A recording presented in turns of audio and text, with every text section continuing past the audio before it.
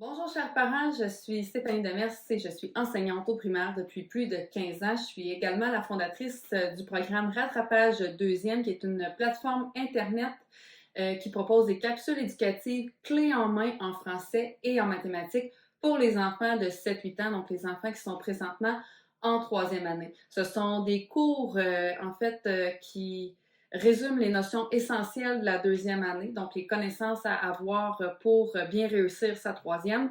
Chaque cours est accompagné d'un petit cahier, de leur corriger, du matériel de manipulation en mathématiques et des planifications pour vous, les parents, afin de mieux gérer tout ça dans votre horaire. Alors, si vous avez des questions, n'hésitez surtout pas à m'écrire à info@rattrapage.net et pour avoir l'information sur tous les cours, rendez-vous à rattrapage.net. J'espère que vous allez bien. Je veux savoir cette semaine comment ça se passe chez vous. Avec les nouveaux horaires, les nouvelles routines, les changements de repères, les changements de milieu pour certains, on a beau être méga organisé comme parents, mais on vit quand même avec des enfants qui vivent, eux, des tas d'émotions. Donc, ce n'est pas parce qu'on n'est pas bien organisé qu'on vit des désorganisations, des gestions de crise avec nos enfants, mais c'est plutôt parce qu'on est stressé et les enfants aussi. Mais là, rassurez-vous, le stress, c'est tout à fait normal. Donc, comme le docteur Joël Monzé le mentionne bien, moi, je le suis, ce docteur-là. C'est un docteur en neurosciences, donc c'est une de mes grandes références en tant que parent, en tant qu'enseignante.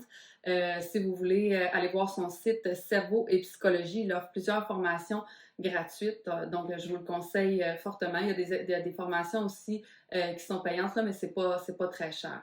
Donc, cerveau et psychologie.com. Ensuite, c'est ça. En fait, c'est normal de vivre du stress. Ça prend du stress pour être capable de mobiliser notre corps. Donc, comme quand on se lève le matin, le cadran sonne, oups, on a un petit stress parce que on sait qu'il faut se lever. Puis c'est ça qui nous permet en fait de commencer notre journée. Comme parents, on rencontre des stresseurs, que ce soit la routine de tous et chacun le matin, les départs pressés, la construction des boîtes à lunch et des petites collations santé sans arachides, sans ci, sans ça, le retour à la fin de la journée avec toute la fatigue accumulée. On fait souvent face à des désorganisations et à des crises de la part des enfants. Et nous aussi, des fois, comme adultes, on aura envie d'en faire une bonne crise. Pour expliquer le stress, le docteur Monzé utilise un graphique qui est vraiment intéressant, puis il l'utilise dans plusieurs de ses formations, donc vous pouvez le retrouver à plusieurs endroits. En fait, ça représente le stress dans la journée d'un enfant qui commence en se levant le matin. Donc, aussitôt qu'il met le pied en dehors du lit, là, la courbe commence à monter. Et plus la journée avance, plus l'enfant vit des expériences qui fait en sorte que la courbe monte toute la journée. Et à la fin de la journée, elle atteint un certain plafond. Et quand ce plafond-là est atteint, lui, le docteur Monzé l'appelle le verrou. Donc, le verrou saute, le verrou se déclenche et c'est ce qui fait en sorte que l'enfant fait une crise. Mais c'est tout à fait normal et c'est nécessaire à la survie de l'enfant. C'est qu'en fait, il accumule toute la journée et il y a des enfants qui accumulent plus que d'autres, qui gardent tout à l'intérieur parce que, oui, ils passent des super belles journées à l'école. Là, ils arrivent chez vous, c'est la Troisième Guerre mondiale. Donc, il y a beaucoup d'enfants qui vivent ça. Et vous le vivez à la maison parce qu'en fait, chez vous, c'est un milieu où il se sent en sécurité et il sait que vous êtes là pour l'accompagner dans sa crise. Donc, il se laisse aller. C'est là qu'il relâche tout le stress de la journée. Mais ensuite, vous pouvez passer une belle soirée. Vous pouvez continuer là, dans un, dans un environnement, un mode plus apaisé. Alors, rassurez-vous, si vous vivez ça à la maison, c'est normal. Mon petit truc, en fait, pour être en mesure de bien accompagner votre enfant dans sa crise, c'est d'être là pour lui. Donc, moi, ce que je fais à la maison, c'est que dans sa chambre, il y a un petit coin d'apaisement, c'est-à-dire qu'il peut être sur son lit. Ça dépend de l'âge aussi qu'a votre enfant, mais lui offrir de la musique, du dessin. Des fois, c'est juste de tamiser la lumière, juste pour en fait couper tous les stimuli externes qui peuvent activer un petit peu là, la crise. Donc, c'est ça, c'est d'être présent pour votre enfant.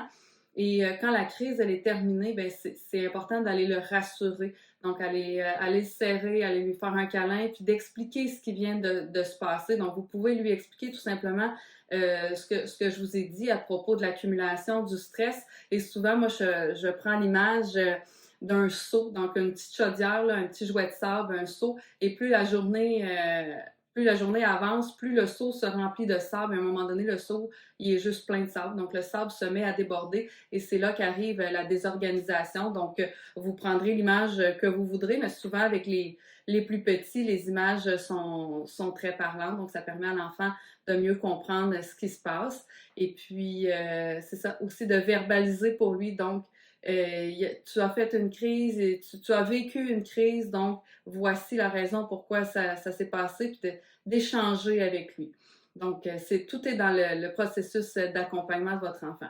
Peut-être aussi que vous ne vivez pas ça à la maison, ça se peut. Il y a des enfants qui ne vivent pas de crise. Assurez-vous juste d'être présent, de le questionner sur sa journée et peut-être aussi de lui offrir des activités où cet enfant-là peut se laisser aller parce que c'est pas parce qu'il fait pas de crise qu'il ne vit pas de stress. Probablement, c'est que il se contient. C'est un enfant qui se contient beaucoup. Donc, il faut juste s'assurer qu'à un moment donné, ce stress-là, il est évacué. C'est comme nous, les adultes.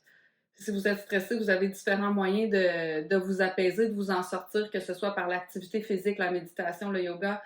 Vous avez vos petits trucs, ben c'est la même chose pour les enfants. Si vous vous apercevez que c'est récurrent, que votre enfant se désorganise quand il arrive de l'école parce qu'il est fatigué et puis ça revient quotidiennement, vous pouvez toujours prévenir ces crises-là. En fait, c'est d'aller apaiser l'enfant aussitôt qu'il arrive de l'école. Donc, tout dépendant de vos routines. Je sais qu'ici, par exemple, un petit 20 minutes d'une petite émission à la télévision, une émission tranquille. C'est sûr que je choisis pas une émission qui a de la bataille, qui a beaucoup d'action parce que ça crée des stimuli.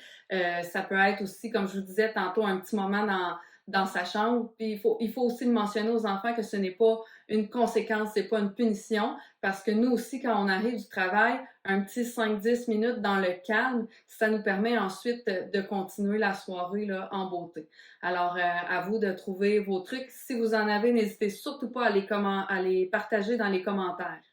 Je termine donc cette capsule en vous disant que j'ai créé un questionnaire gratuit pour les parents des enfants qui sont présentement en troisième année. Donc, c'est un questionnaire qui résume les connaissances nécessaires pour commencer sa troisième année en français et en mathématiques.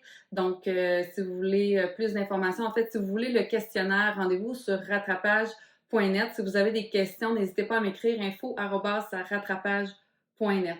Avant de vous quitter, je vous présente À chacun son stress de Sonia Lupien, qui est directrice de la chaire de recherche sur le stress.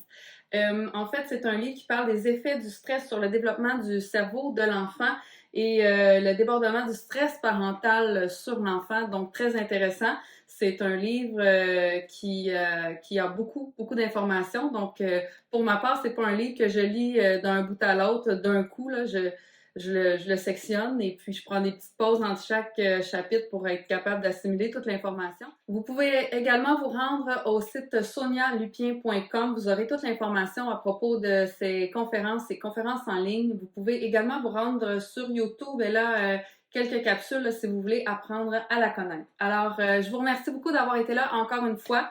Et je vous souhaite à tous et à toutes une très belle semaine. Et je vous laisse avec la question de la semaine. Vous pouvez répondre dans les commentaires.